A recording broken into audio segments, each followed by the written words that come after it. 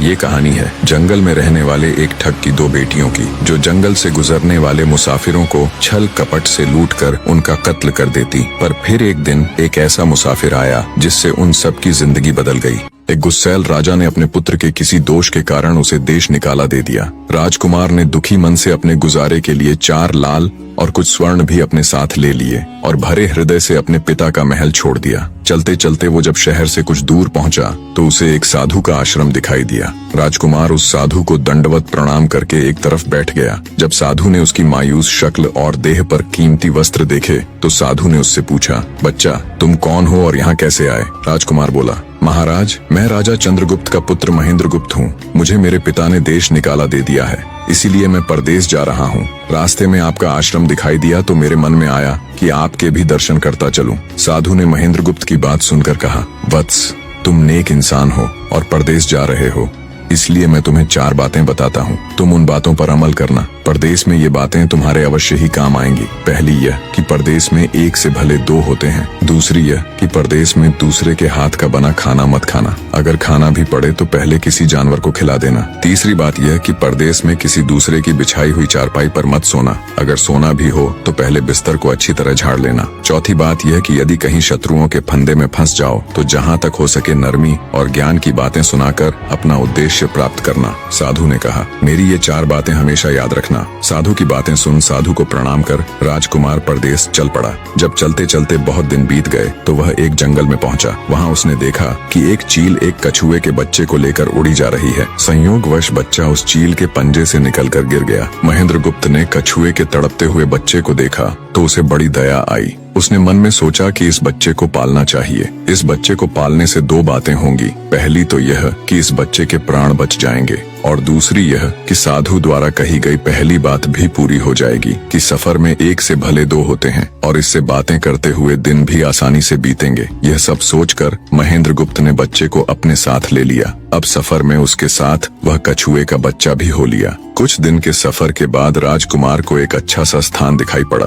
उस स्थान पर पहुंचकर उसने कुछ खाया पिया और फिर कछुए के बच्चे से बोला, तुम यहाँ बैठे रहना, मैं जरा थोड़ी देर सो लूं। यह कहकर महेंद्रगुप्त एक पेड़ के नीचे सो गया। उसी पेड़ के ऊपर एक सांप और एक कौवा रहते थे। उन दोनों का यह दस्तूर था कि जब कोई मुसाफिर उस पेड़ के नीचे ठहरता तो सांप उसे डस लेता और कौवा उसकी आंखें निकाल लेता। नाग ने जब सोते हुए मुसाफिर को देखा तो पेड़ के नीचे उतरा और राजकुमार को डस लिया। सांप के डसते ही तुरंत राजकुमार के प्राण पखेरु उड़ गए। कुछ देर में जब कछुए की नजर महेंद्रगुप्त पर पड़ी तो वह उसे मरा देखकर बहुत घबराया और महेंद्रगुप्त के ऊपर बैठकर रोने लगा। तभी कौवा भी पेड़ से नीचे उतरा और ज्यों ही उसने महेंद्रगुप्त की आंखें निकालनी चाही त्यों ही कछुए ने झपटकर कौवे की गर्दन को मुंह से पकड़ लिया। कौवे ने बहुत जोर लगाया मगर कछुए ने उसे नहीं छोड़ा। तब कौवे ने सांप को पुकारा। कौवे की आवाज सुनकर सांप आ गया। उसने बड़े जोर से कछुए की पीठ पर डंक मारा परंतु कछुए ने अपना मुंह भीतर कर लिया। सांप ने कई बार कछुए की पीठ पर डंक मारा किंतु हर बार कछुआ अपना मुंह अंदर कर लेता। जब सांप का कछुए पर बस नहीं चला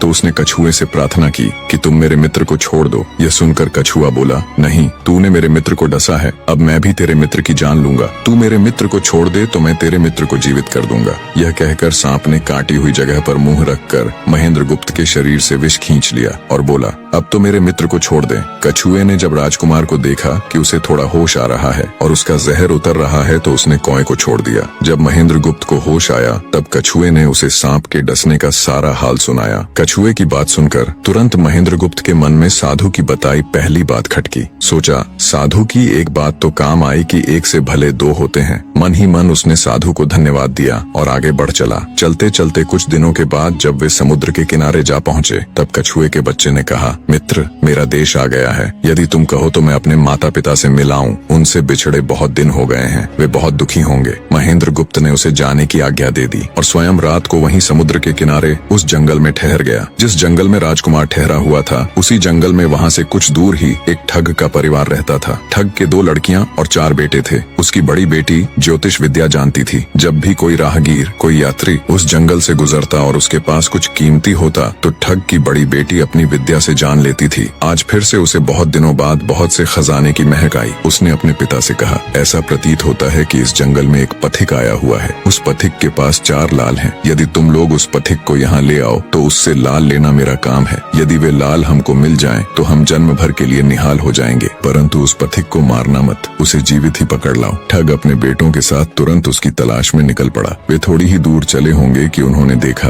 एक आदमी एक पेड़ के नीचे सो रहा है। उसे देखकर उन्होंने सोचा कि यह वही पथिक हो सकता है जिसके पास लाल हैं। वे उसे पकड़कर ले गए और अपनी बड़ी बेटी के हवाले करके बोले, इससे लाल निकलवाना अब तेरा काम है। ठग की बड़ी बेटी ने पूरे आश्वासन के साथ कहा, तुम लोग चिंता मत करो, मैं इससे लाल निकलवा लूंगी। ठग की छोटी बेटी ने जब महेंद्रगुप्त को देखा तो वह दिलोजान से उस पर मोहित हो गई। पहली ही नजर में वो अपना दिल उस नौजवान राजकुमार को दे बैठी। भाइयों के डर से कुछ कह तो न सकी, लेकिन मन ही मन उसको बचाने की युक्ति सोचने लगी। कुछ देर बाद ठग की बड़ी बेटी ने खाना बनाया और उसमें जहर मिला दिया। वही खाना उसने महेंद्रगुप्त को परोस दिया। जब थाली महेंद्रगुप्त के सामने आई तो उसने खाने के लिए निवाला तोड़ जैसे ही उसे खाने को हुआ तभी उसे साधु की कही गई दूसरी बात याद आई। उसने थाली में से थोड़ा सा भोजन निकालकर कुत्ते के सामने डाल दिया। जैसे ही उस खाने को कुत्ते ने खाया वो तुरंत मर गया। यह देखकर महेंद्रगुप्त ने भोजन नहीं किया। उसने अपने मन में सोचा कि साधु की दूसरी बात भी काम आई। अपनी इस चाल को असफल होते देखकर ठग की बड़ी बेटी को गुस्सा तो बहुत आया, पर वो अपने गुस्से को अंदर ही अंदर पी गई। उसने महेंद्रगुप्त के सोने के लिए पलंग तैयार करवाया और उससे कहा, जाओ पथिक, ऊपर के कमरे में तुम्हारे लिए पलंग तैयार करवा दिया है, अब तुम आराम करो। कई दिनों की सफर की यात्रा के कारण थका हुआ राजकुमार जब ऊपर आया तो उसे बढ़िया धुली हुई चादर पलंग पर बिछी हुई दिखाई दी। सोचा जो हुआ सो हुआ, कई दिनों के बाद चैन की नींद तो सोने को मिलेगी। वो जैसी ही पलंग पर बैठने को हुआ तो उसे साधु की तीसरी बात याद आई कि परदेश में हमेशा बिस्तर को झाड़कर सोना। जैसे ही उसने बिस्तर को झाड़ा तो उसके होश उड़ गए। वो बिस्तर एक कच्चे सूत से तैयार किया गया था जिसके नीचे आग का कुआं था। महेंद्रगुप्त ने देखा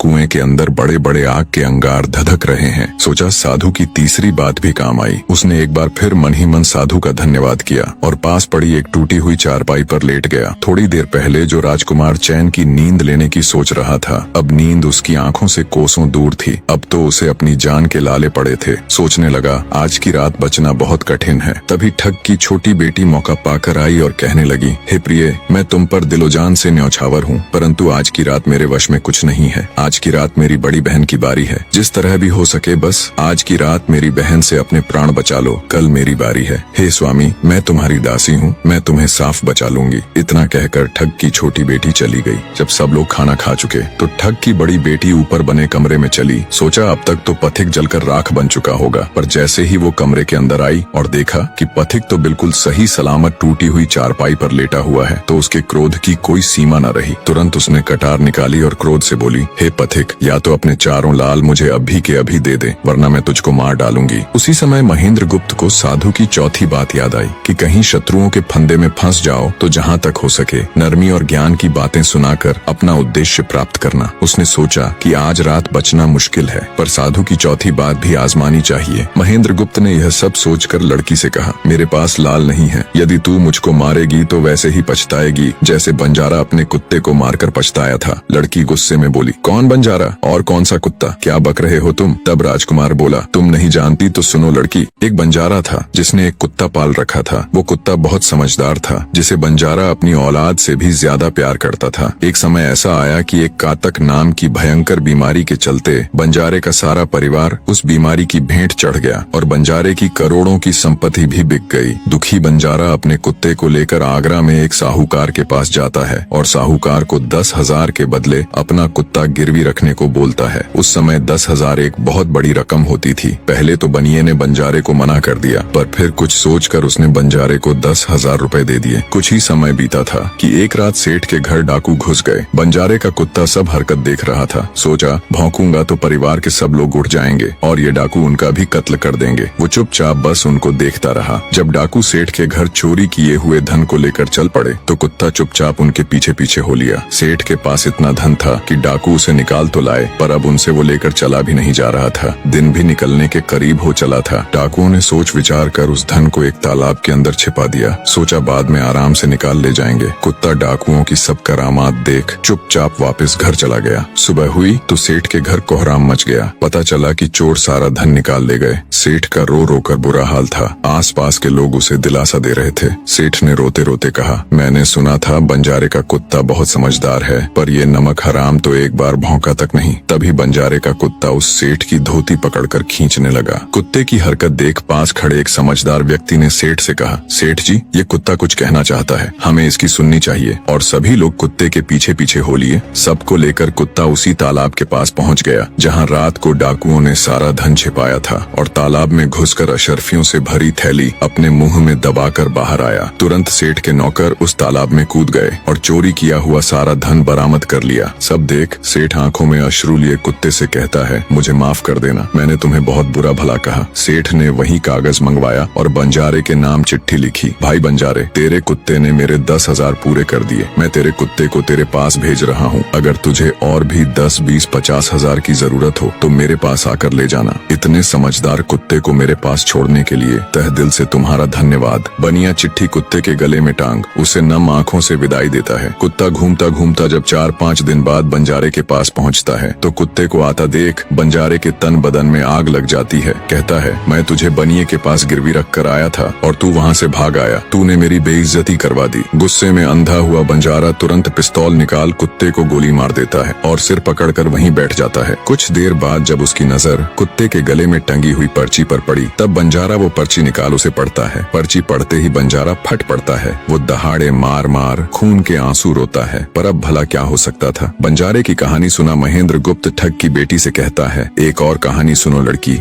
एक राजा के पास एक बहुत समझदार पढ़ाया हुआ तोता था। वह बड़ा चतुर था। एक दिन राजा तोते को अपने साथ गंगा स्नान को ले गया और उसको घाट पर बैठाकर स्वयं स्नान करने लगा। तभी तोते की नजर अमर फल पर पड़ी जो पास ही नदी में बहता हुआ आगे बढ़ा जा रहा था। वह उसको नदी से बाहर निकाल लाया और राजा के आने पर उसको वह अमर फल देता हुआ बोला, महाराज, यह अमर फल है, इसे खा लीजिए। राजा ने कहा, मैं अकेला अमर फल खाकर क्या करूंगा, अपने बाग में लगा दूंगा। जब इसमें फल लगेंगे तब सब कुटुंबियों को खिला कर अमर कर दूंगा। गंगा स्नान से लौटकर राजा ने वह फल माली को देकर कहा, इस फल को बाग में लगा दो। थोड़े ही दिनों में पेड़ फल फूल गया, उसमें फल लगने लगे। एक दिन एक फल पककर पेड़ से गिरा तो उसे सांप ने सूंघ लिया, जिससे वह जहरीला हो गया। अनजान माली वह अमर फल लेकर राजा के पास आया। राजा फल को देखकर बहुत खुश हुआ और कुछ सोचकर वो फल पहले कुत्ते को खाने को दिया, क्योंकि राजा बड़ा नीतिवादी और विचारवान था। वह जानता था कि बिना सोचे समझे किसी भी वस्तु को खाना ठीक नहीं होता। राजा ने ज्यों ही वह फल कुत्ते को खिलाया, कुत्ता मर गया। यह देखकर राजा ने क्रोधित होकर अपने तोते से कहा, बेईमान तोते, तू हमें जहर देकर मारना चाहता था। ये कहकर राजा ने क्रोध में आकर तोते को मार डाला और माली से कहा, इस पेड़ के चारों ओर घेरा डाल दो जिससे कोई इसका फल न खा सके। एक दिन उसी शहर में एक सास बहू में भीषण लड़ाई हुई। बुढ़िया घर से निकलकर कहने लगी, आज मैं राजा के बाग में जाकर जहर वाला फल खा लूंगी। ये कहकर वह बाग में आई और जैसे ही उसने फल तोड़कर खाया तो वह 16 वर्ष की युवती बन गई। जब राजा को यह समाचार मिला तो उसे सारा माजरा समझते देर न लगी। राजा को बड़ा दुख हुआ। वह कहने लगा,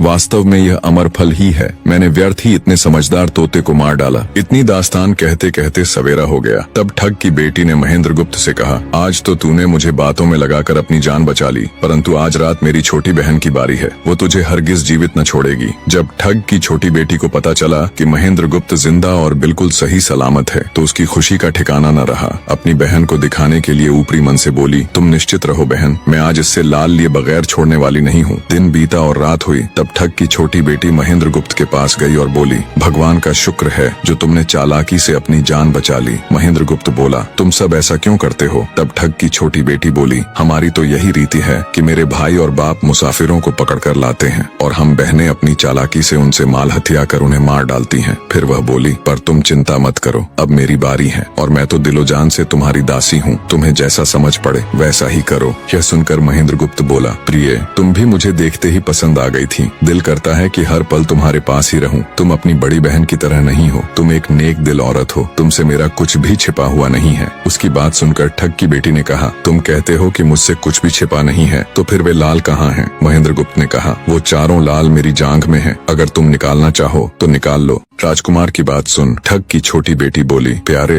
वो लाल तुम्हें ही मुबारक हो। मैं तो तुम्हारी दासी हूँ, तुम्हारे दर्शनों की प्यासी हूँ, मुझे तुम्हारे सिवाय और कुछ नहीं चाहिए। ये सुन महेंद्र गुप्त बोला, जो कुछ तुमने कहा है वह तो सब ठीक है, लेकिन ये प्यार और प्रेम की बातें सब धरी रह जाएंगी जब हमारे शरीर में प्राण ही नहीं रहेंगे, क्योंकि जब तुम्हारे बाप और भाइयों को इसका पता लगेगा तो हम दोनों की खैर नहीं। तब ठग की बेटी बोली, तुम चिंता मत करो, मेरे पास इसका भी उपाय है। आज रात को सबके सोने के बाद हम यहाँ से भाग चलेंगे और कहीं बहुत दूर रहेंगे जहाँ कभी मेरे भाई और बाप पहुँच न सके। महेंद्र गुप्त बोला, पर ये सब होगा कैसे? बोली, यहाँ से निकलने का एक ही उपाय है। मेरे पिता के पास 2 ऊँटनियाँ हैं, उनमें से एक तो दिन भर में 60 कोस चलती है और दूसरी दिन भर में 100 कोस चलती है। तुम उनमें से बड़ी वाली को खोल लाना, तब तक मैं हम दोनों के लिए कुछ धन बांध कर रख लूंगी। जब आधी रात हुई तब महेंद्र गुप्त ऊँटनी को खोलने चला गया। महेंद्र गुप्त ऊँटनी ले तो आया, मगर जल्दबाजी के कारण वह बड़ी के स्थान पर छोटी को ले आया। ठग की बेटी बहुत सा माल लेकर ऊँटनी पर बैठ गई और दोनों चल दिए। ऊँटनी जब चलते चलते 60 कोस पहुंची तो जंगल में रुककर खड़ी हो गई। बीच जंगल में ऊँटनी को खड़ी देखकर महेंद्र गुप्त और ठग की बेटी के होश उड़ गए। ठग की बेटी बोली, अनर्थ हो गया, तुम रात के अंधेरे में बड़ी ऊँटनी की जगह छोटी को ले आए। मेरे पिता और भाई आते ही होंगे, वो हमें नहीं छोड़ेंगे। इधर जब सवेरा हुआ तो ठग ने देखा कि उसकी बेटी और मुसाफिर दोनों गायब हैं। उसने सोचा कि निसंदेह वह बदमाश मेरी बेटी को भगा ले गया है। तबेले में जाकर देखा तो पाया कि छोटी ऊँटनी गायब है और बड़ी वहीं है। सोचा ज्यादा दूर नहीं गए होंगे और ऊँटनी पर सवार होकर उसने उसे तेजी से दौड़ा दिया। थोड़ी ही देर में जंगल में उस स्थान पर जा पहुंचा जहां महेंद्र गुप्त और उसकी बेटी ठहरे थे। महेंद्र गुप्त ने जब उसको आते देखा तो बहुत घबराया और कहने लगा, देखो तुम्हारा पिता आ रहा है, अब उससे प्राण कैसे बचेंगे? लड़की ने कहा, घबराओ मत और जो मैं कहती हूँ उसे ध्यान से सुनो। जाओ, जाकर उस पेड़ पर चढ़ जाओ। जब मेरा बाप तुम्हें पकड़ने के लिए आएगा और पेड़ पर चढ़ेगा तो मैं चुपके से बड़े वाली ऊँटनी पर चढ़कर उसको तुम्हारी डाल के नीचे खड़ा कर दूंगी। तुम कूद कर उस पर बैठ जाना, इस प्रकार हम दोनों बचकर साफ निकल जाएंगे। यह सुनकर महेंद्र गुप्त तुरंत पेड़ पर चढ़ गया। तब तक ठग भी वहां आ पहुंचा। पिता को देख उसकी बेटी ने फंड करते हुए कहा, पिताजी ये दुष्ट मुझे धोखे से यहाँ भगा लाया, आप इसे छोड़ना नहीं। ये सुन गुस्से से तिल मिलाया ठग महेंद्र गुप्त को पेड़ पर चढ़ा देखकर ऊँटनी से उतरा और उसे पकड़ने के लिए पेड़ पर चढ़ने लगा। बाप के ऊँटनी से उतरते ही मौका देख ठग की बेटी ऊँटनी पर चढ़कर उसे महेंद्र गुप्त की डाल के नीचे पेड़ के पास ले आई। महेंद्र गुप्त तुरंत कूदकर उस पर बैठ गया। महेंद्र गुप्त के बैठते ही ठग की बेटी ने ऊँटनी को दौड़ा दिया। ठग हाथ देखता रह गया। ठग की बेटी और महेंद्र गुप्त कई दिनों का रास्ता तय कर एक शहर में पहुंचे और दोनों वहीं बस गए। वहां महेंद्र गुप्त ठग की बेटी के साथ आराम से दिन गुजारता रहा और जब उसके देश निकाले की अवधि पूरी हो गई तब वह उसको लेकर अपने राज्य चला गया और उसके साथ शादी कर हंसता खेलता जीवन व्यतीत किया। निष्कर्ष, महेंद्र गुप्त और ठग की बेटी की यह कथा हमें यह सिखाती है कि प्रेम और विश्वास का बंधन सबसे मजबूत होता है। जब बुद्धिमत्ता, धैर्य और निस्वार्थ प्रेम मिलते हैं तो असंभव को भी संभव बनाया जा सकता है। जीवन में चाहे कितनी भी कठिन परिस्थितियां क्यों न आए, सही निर्णय, संयम और परस्पर विश्वास हमें हर संकट से बाहर निकाल सकते हैं।